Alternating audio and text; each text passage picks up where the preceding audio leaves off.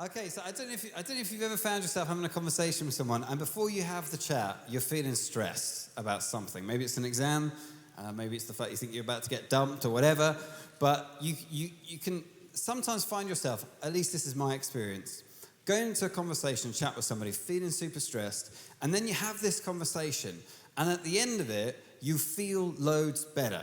Nothing has actually changed. You're still about to get dumped, or you've still got the exam that you've got to sit, but you feel lighter, you feel freer. One of the things that amazes me about that is the fact that nothing's changed other than someone said some words. Someone said some stuff to you, and suddenly it's like things change somehow. And what I want to speak about this morning is the life-transforming power of words. And we're going to experience that right now. So I know a whole load of you guys have just had your A-level results. I hope they went all right. But you've got many of us, we've got exams. That's our future, stretching off into the distance. So I thought I would begin this morning by sharing some tips for the next time you have to sit a mock or an actual exam. And this is from the internet, so you know it's wise and you know it's true. And these are study tips for how to cope well next time you find yourself with the stress of revision or the stress of having an exam. So if you are a note taker, you might want to write some of these down so you remember them next time you find yourself in this situation. Study tip number 1. Laminate your notes so that the tears roll off them. Study tip number 2. Buy a stress reduction kit. And I have an example here of the stress reduction kit you can purchase on the internet. Photo here. I think the idea is you put that on a firm surface and you do what it says in the circle until you feel better about yourself. All right, study tip number 3, and this one's a bit of a curveball. During exams, make creative use of animals. Okay, and there are some pioneers, some people who've gone ahead of us in this approach. This is the first example of someone who's done this. So you can see this person here has drawn a picture of a giraffe, and the giraffe is saying hello, which I think is a nice touch. And they have written next to the giraffe, if I made any mistakes on this test, perhaps this picture of a giraffe will help convince you otherwise. And you can see that it's worked. They've been given a +1. Some people, what they do is they actually incorporate animals into their answer. So you can see this next example here. This person, I'm not going to read the whole question, but basically the gist of it is a 3-kilogram object is released from a height of 5 meters on a curved, frictionless ramp. Does it continue to move after it comes to rest? The person has drawn a picture of an elephant on the ramp and they have written, no, there is an elephant in the way. Some people use animals for emotional manipulation. So this is another example. This person has drawn a picture of a very sad-looking panda, and they have written next to the panda will cry if I get a bad grade. Brackets, just keep that in mind. Do it for the panda. This hasn't worked. The teacher has written in response, boo-hoo, cheer him up by studying for the finals. Cold as ice. And study tip number 4, okay? If none of those have worked, I guarantee you this one is a foolproof tip. All right, study tip number 4. Let's say you're revising, you're feeling stressed. Try this. Stand up, stretch, take a walk, go to the airport, get on a plane, never return. 4 simple sentences. And already you're thinking like, my future looks brighter. You have just experienced the life-transforming power of words. Okay, maybe not. But the reality is, when someone speaks to us, it can have an impact, for good or for bad. And one of the things that I've noticed is that so many of us, we actually are quite broken, and we live our lives pretty broken. And if you trace that back, so we've got anxiety, or we've got depression, or we struggle with our own self-image, or we struggle to believe that we're ever going to be something in life, or whatever it is, we have these questions about ourselves. And if you trace that back, what you usually find is that right at the root of that, there's some destructive words. There's some lies that someone's spoken to us, and we've believed them as the truth. And it might be a parent who said something they shouldn't have said. It might be a teacher. It might be a friend. It might be someone who says something online. Lads, when we banter, sometimes it's fun and other times there's an edge to it and you feel that. And although you don't say anything on the surface, you kind of pretend like you're all good. You walk away and you can feel like you've been physically punched in the stomach. You feel like you've been wounded. So words have this power to affect us negatively. And the reverse is true as well. They can transform you. So you can live off an encouragement for weeks. If someone came up to you and said, "You are smoking hot," then for the next little while, you'd be like, "Yes, I am." Like, you would live on that, wouldn't you? You'd feed on that. I remember when I was at school, I had to do this presentation in class. Have you ever had to do a presentation about something you don't actually understand, or you have to explain it to other people? That was me. So I was doing this presentation, and because obviously I didn't know what I was talking about, it didn't go very well. And after a little while, everyone just started to rip it out of me, and I was standing there, my confidence drained out the bottom of my shoes. And then I remember there was this guy, I didn't even know him, right? And this happened 13 years ago, and I can still remember his exact sentence. He just looked at me while I was dying up there in front of everybody at the whiteboard, and he just said, go on, Crofty, you can do it. And I was like, yes, I can. And I carried on doing a very bad job of it. But it's like, I remember that sentence. Words can encourage us. We live, often without realizing it, in this tension where they have power, words, to affect us negatively, and power to affect us positively. That's how we live our lives every week. And the Bible speaks to that situation that we're in. And I just want to read a little bit from it. We're going to be reading from a letter called the Letter of James. If you have a Bible, you might want to open with me now to the Letter of James. You're going to find it after the letter to Hebrews towards the back of the book. If you haven't got a Bible, don't worry, the words are going to come up on the screen.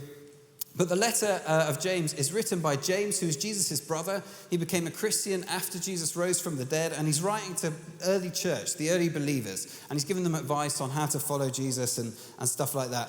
And the passage that we're going to read is not a comfortable part of the Bible. So different parts of the Bible are like different beds that you can sleep in. So some beds, probably your bed right, at home right now is looking fantastic. You want to lie in that bed and you just think, I could be here for hours. Some parts of the Bible are like that. So you read a bit about forgiveness, or you read a bit about joy or love, and you think, yeah, I want to stay here. And there are other parts of the Bible, like the bed most of you are sleeping in tonight, which is, oh my word, how much longer do I have to stay here for? This is awkward, this is painful. When I wake up, I feel stiff. Some parts of the Bible are uncomfortable, and God challenges us. And that's not because he wants to condemn us, it's because he wants to call it. It's a good thing. Even though sometimes it's hard to read those bits, it's a good thing, because what God is doing is he's calling us into life. So this is it. Not a comfy passage, but we're going to read from James chapter 3, starting in verse 2, and he's talking about the power of words. Here it is. We all stumble in many ways. Anyone who is never at fault in what they say is perfect, able to keep their whole body in check. When we put bits into the mouths of horses to make them obey us, we can turn the whole animal. Or take ships as an example. Although they are so large and are driven by strong winds, they are steered by a very small rudder, wherever the pilot wants to go. Likewise, the tongue is a small part of the body, but it makes great boasts. Consider what a great forest is set on fire by a small spark. The tongue also is a fire, a world of evil among the parts of the body. So just point at your neighbor's mouth and say, world of evil. Great. Okay, come back with me. There's more. So, a world of evil among the parts of the body. And then it goes on. He says, it corrupts the whole body. Listen to this. Sets the whole course of one's life on fire and is itself set on fire by hell. So when you're speaking to your mum later and she's saying, how's it going at Soul Surviving? So I'm having a great time. Yesterday, I learned that God is a good, good father. And this morning, I learned that my mouth has been set on fire by hell. We're having a lovely time. Okay, so it is itself set on fire by hell. Then verse 7. All kinds of animals, birds and reptiles and sea creatures are being tamed and have been tamed by humankind. But no human being can tame the tongue. It is a restless evil, full of deadly poison. So it's not a comfy passage, but there's some good stuff in there. There's some rich stuff that God wants to speak to us. And this is the first point that I want to make from that passage. So again, if you're making notes, you might want to write some of these points down. Point number 1, words are powerful. Words are powerful. When I first read this, I read it a little while ago. And this is before I thought about words much, because you just don't think about that. I remember reading it and thinking, James, this is a major overreaction here. Deadly poison, like set on fire by hell. What are you going on about? Words, they don't seem like that big a deal, do they?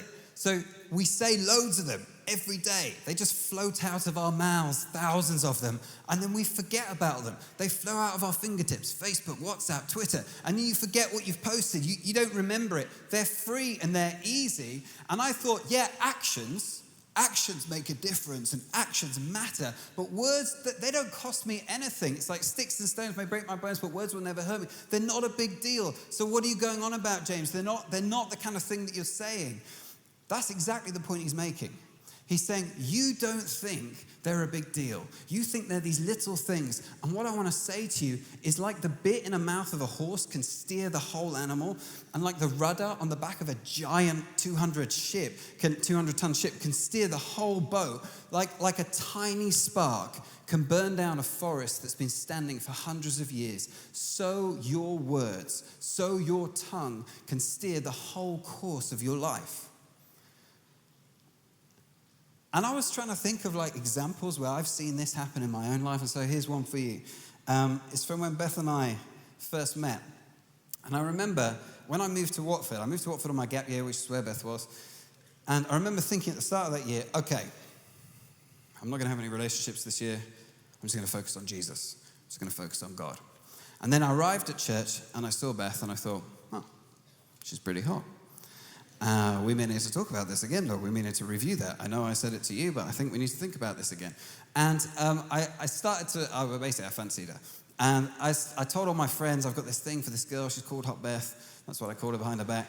And so imagine my surprise, right? Imagine my surprise one day when Hot Beth comes up to me at the end of church. And she says, hey, Andy. And I say, hello, Beth.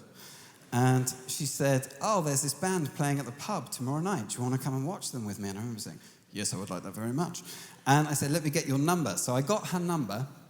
And then a whole load of us went out after church that evening. So we were just hanging out. And when we were hanging out, I was playing it super cool because I didn't want to be too keen. So I was doing that thing where it's like, I'm aware of you, but I'm not talking to you. Do you know that? And then she left. And the moment she left, I got my phone out and I was showing everyone, I've got a number, I'm a legend, you know? And then I told my mate from back where I was from up in Durham, I told him about this thing that I had for this girl, Hot Beth. So just before I went to bed that night, I sent him this victory message. Texted him, hey mate, how you doing? Just want to let you know, Hot Beth has just asked me out on a date. It said, no woman can resist me.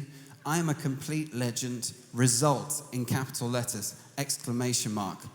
Then I sent that text to Beth. Absolutely true story, right? And the moment I realized it was sending was the moment, you know, you see that little bar when it's like that's the point where I was like, like it hit me. So I started, what would you do? So I started pressing cancel, smash the fuck, like, you know, trying to break it before it's sent, right?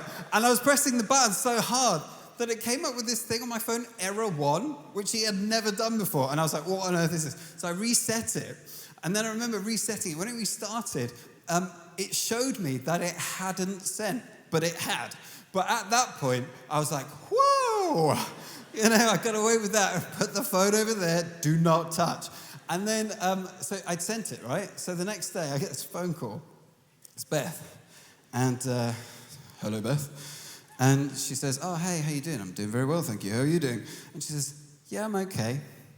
And then she said, you sent me a text yesterday. And I said, no, I didn't. And she said, yes, you did. And I was dying. So I was like, what can I do? The only thing I can possibly do is try and laugh this off. So then I started going, that's so funny. I can't believe I did that.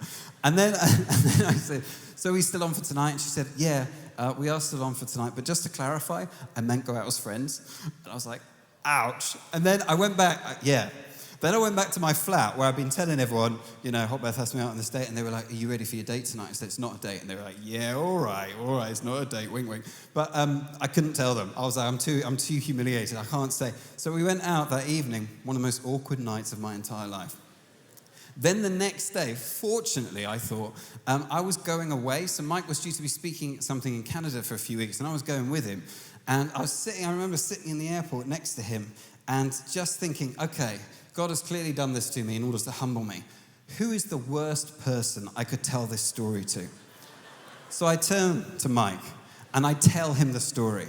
That is like, you know our relationship. That's like giving him a weapon and asking him to stab me, right? So that for the next 3 weeks in Canada, I didn't hear the end of it. And I remember there was this one time we were in this restaurant with all these church leaders, like 20 church pastors and stuff like that in this restaurant. And Mike taps his glass and stands up like he's about to make a speech at a wedding. I don't know them and they don't know me. And he tells them the whole story, right? And they're all in hysterics all over this restaurant. And I remember feeling in that moment like my life has been set on fire by hell. And by the by, obviously we got together eventually. Just so you know, it took 2 years before she would actually go out with me. That's how long it took to put the fire out. And the point I'm making is actually, when you stop and think about it, we all know that words can be powerful. And what James is saying to us, really important thing, right? He's saying words can, they do, they are, and they will shape your life. Point number 2 from this passage. Words can be poisonous. Words can be poisonous.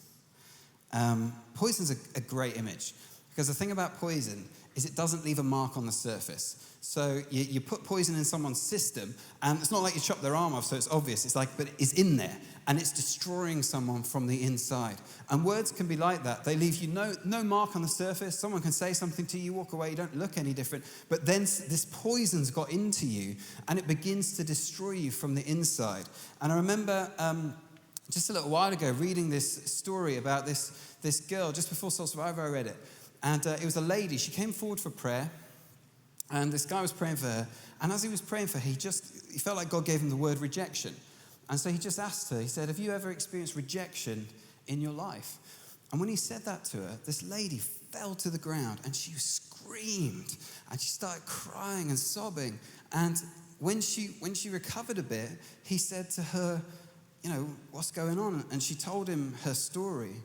And she was disabled. She had a skeletal deformity on her shoulder and on her hip. And she said what happened was she was a twin. And her twin didn't have any of the deformities that she had. But when her mother was in labor, her twin died. And obviously she didn't. And she said there was a time when she was 5 years old. She was this little 5-year-old girl.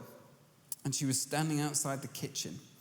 And she overheard her dad talking to her mum. And she heard her dad say to her mum, he was frustrated, they were emotionally just really stretched as a family. She heard her dad say to her mum, I'll never understand it. Why did the one with the perfectly formed body die and the one with the deformities live? She was 5. How many things do you remember from when you were 5? I can't remember hardly anything, but that went into her like poison. And decades later, when she was being prayed for rejection, that's what came to the surface. And it had been destroying her all those years. Isn't that crazy? And I remember as I was thinking about that story, thinking, her dad must have said loads of good stuff to her. He must have affirmed her and loved, time and time again. And yet that's the sentence that she remembers. And doesn't it work like that sometimes? Do you find this where someone can say, you can have, let's say you put a video on YouTube, you get like 50 nice comments on it and 1 troll.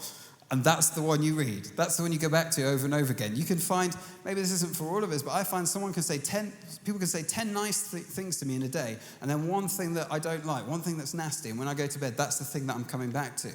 And it's like for loads of us, what we are is susceptible to poisonous words. Like we're vulnerable to them. I was trying to work out why is that? And I don't think this will be for all of us, but I wonder if partly what it is what the poisonous words do, the ones that affect us, it's the ones that they reinforce what we secretly already believe about ourselves.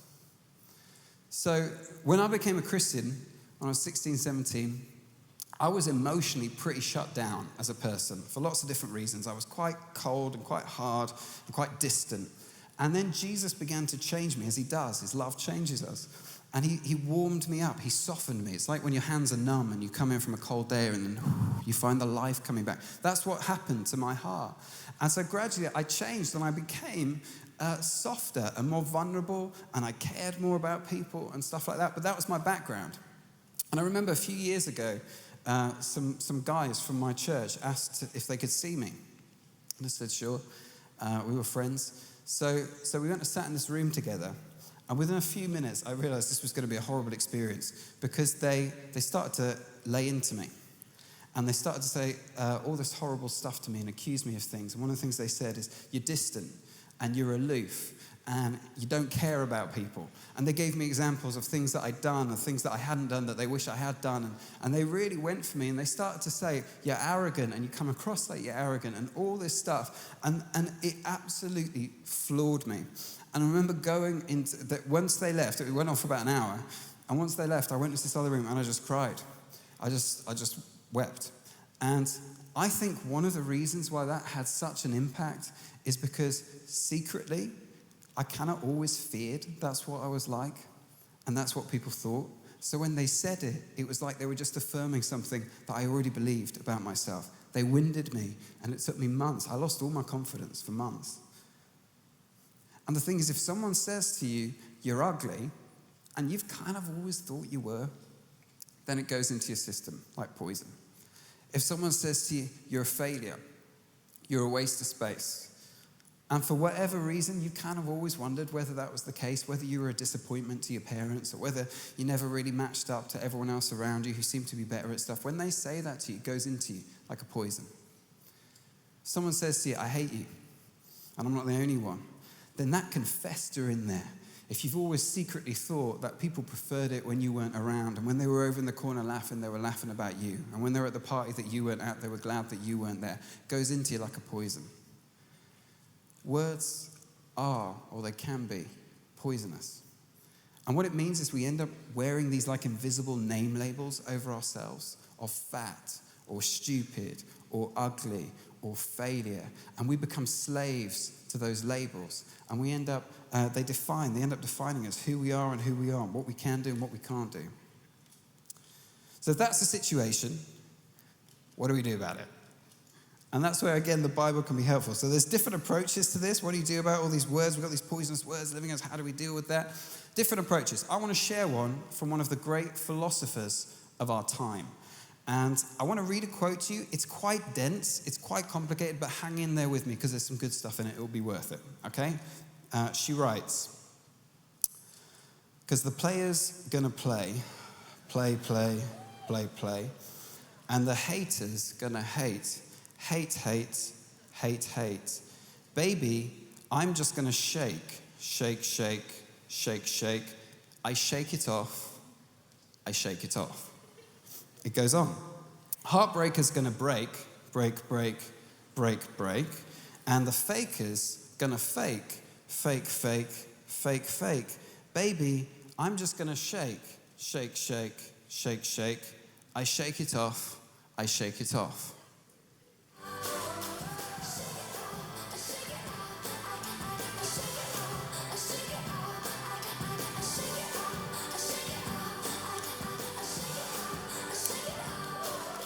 And just, all I want to say, just think about it. While we've been listening to the liars and the dirty, dirty cheats of this world, we could have been getting down to that sick beat. Taylor, she's onto something, right? And now, what I want to say is, I've tried shaking it off. You can just see that I'm not very good at shaking. You've all witnessed that. I wish you hadn't. But maybe some of you are better at shaking than I am. But the bit that I'm not sure totally works is the shaking it off bit. Someone says some poison to you and you just think, I'm just going to shake this off, man. What that means is I'm going to pretend like this doesn't bother me. I'm going to pretend like this doesn't care. Haters are going to hate and trolls are going to troll. And I'm just going to say, this doesn't bother me. But the truth is, it does. Most of the time, it really does bother us, and we really do care. And no matter how many times you dance to that song, you still feel the words when you go to bed at night. They're still sitting there. So shaking it doesn't work. But she's on to something, I think, with that bit at the end where she says, we spend our time listening to these liars and these dirty, dirty cheats of this world when we could be listening to something else, her sick beat.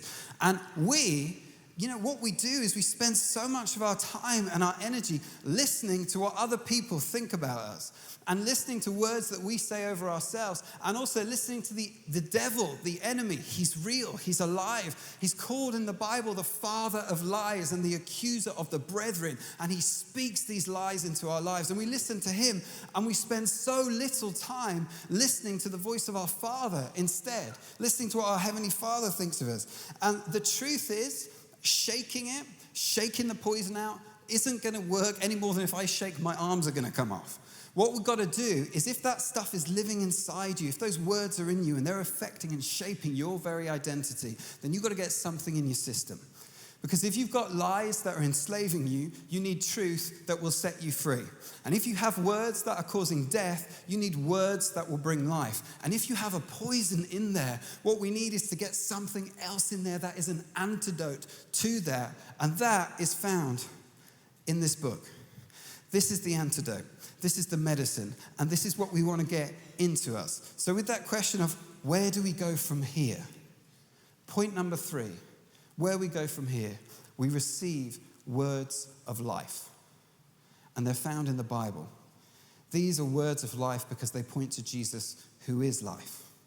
And so what we can do practically is we can take this book 3 times a day, like medicine before meals. And there's different medicines for different poisons. So if your thing is that you feel guilty all the time, you might want to try taking Romans chapter 8, verse 1 for a little while. It talks about how there's no condemnation, none whatsoever, for anyone who's a follower of Jesus.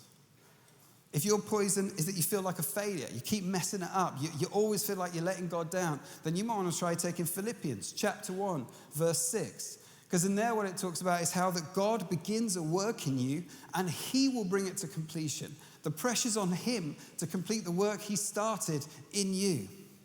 If your poison is you can't get that God is your father, like Ali was talking about, then you might want to try 1 John chapter 3, verse 1, where John says, what great love the Father has lavished on us, that we would be called children of God.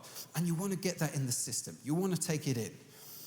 The mistake that I've made, I think, for too many years is thinking that carrying a Bible around is going to help me.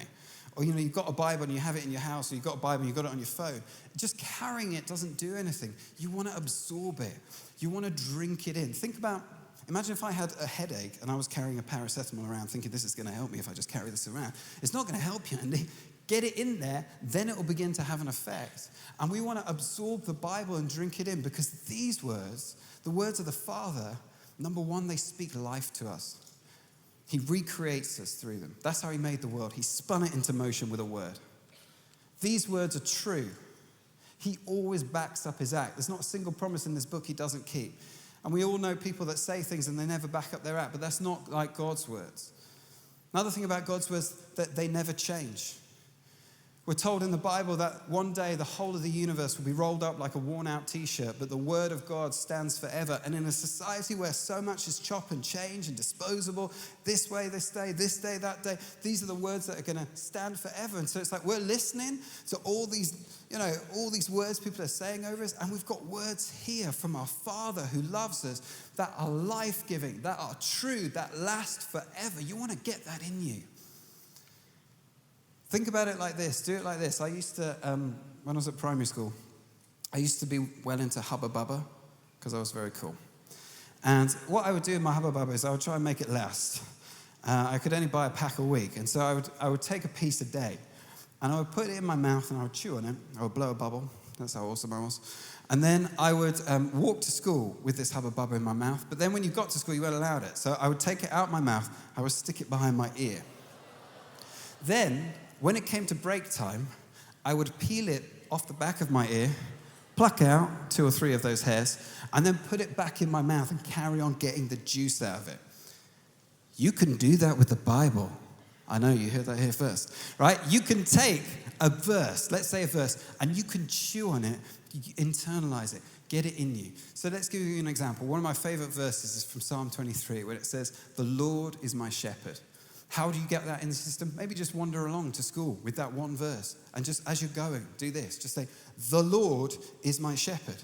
He's the Lord.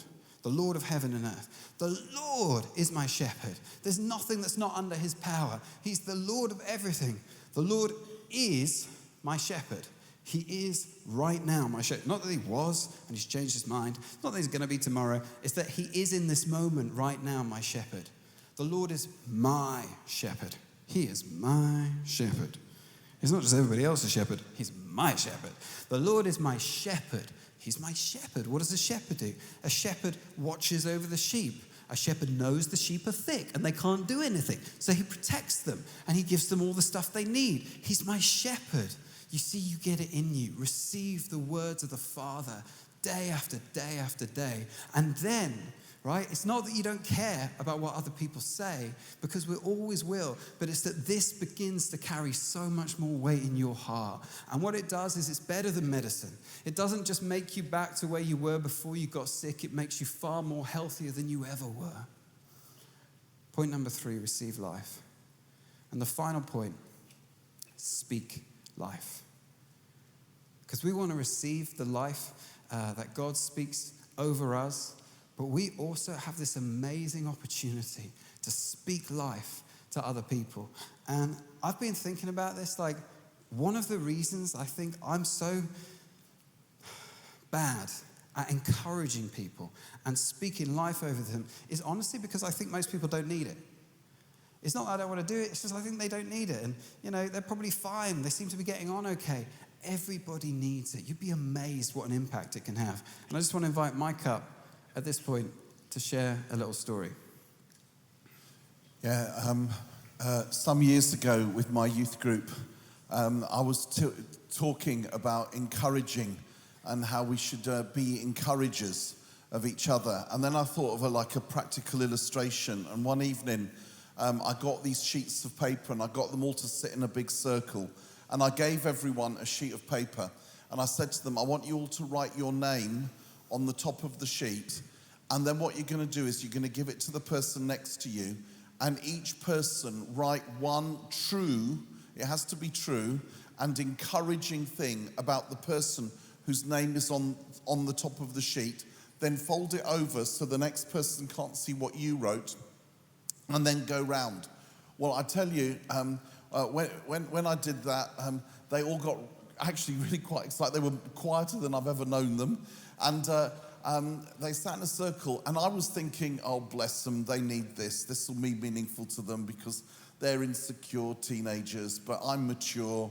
I've got it all together, and I don't need all that stuff.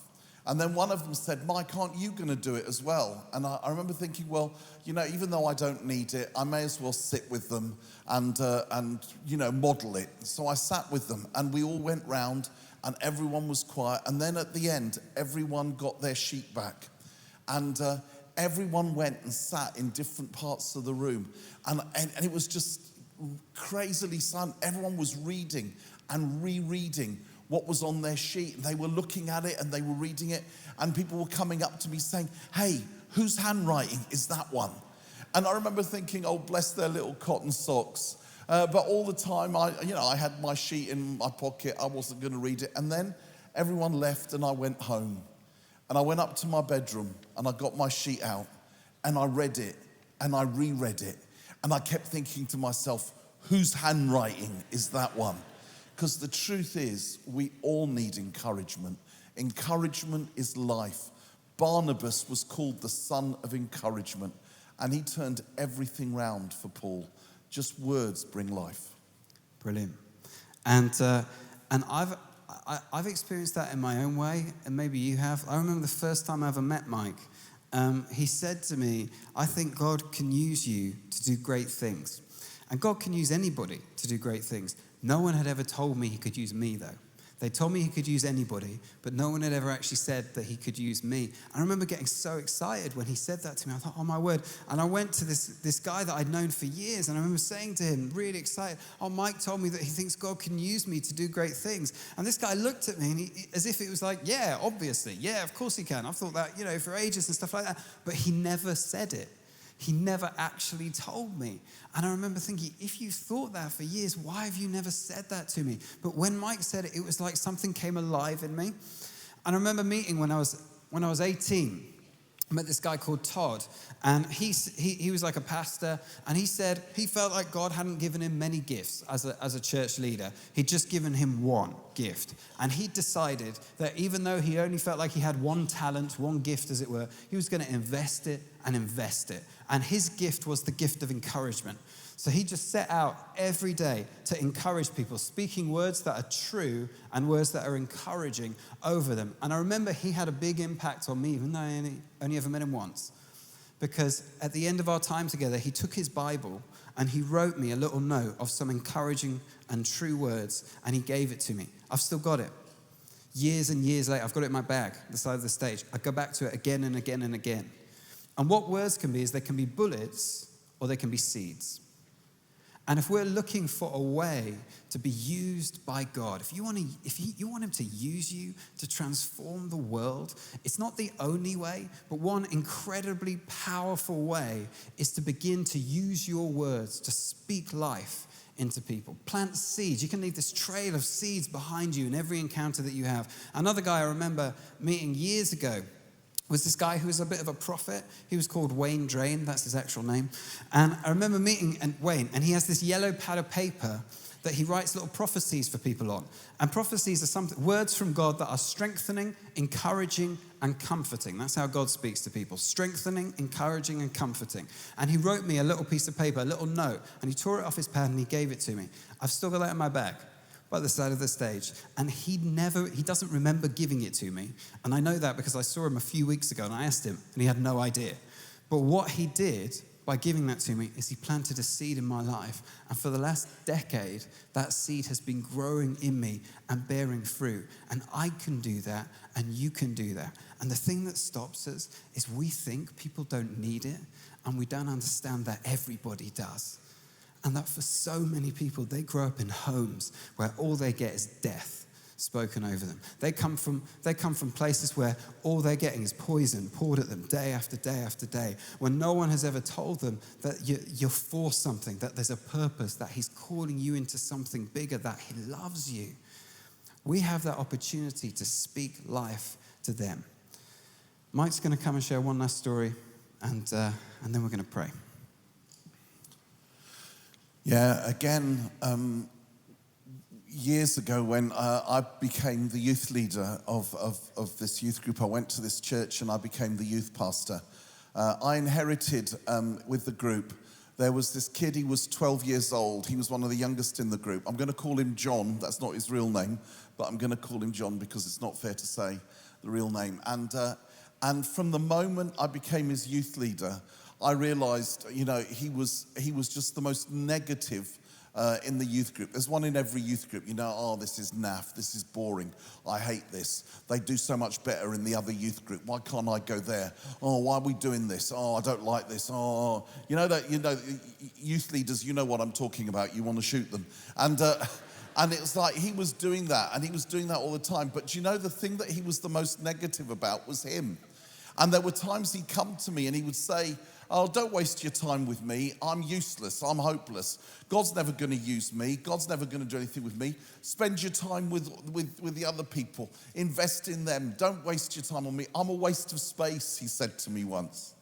And I did everything that they teach you at youth leader school to him.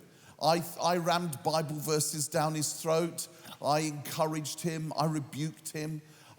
I challenged him. I cast things out of him. I put them back. I did everything I could think of, and nothing seemed to work. He was just constantly negative, and so negative about himself. And then, and this is absolutely true, when he was 15 years old, I had a phone call from his school, and they said, can you go to Mount Vernon Hospital? John's taken an overdose. They're taking him there by ambulance.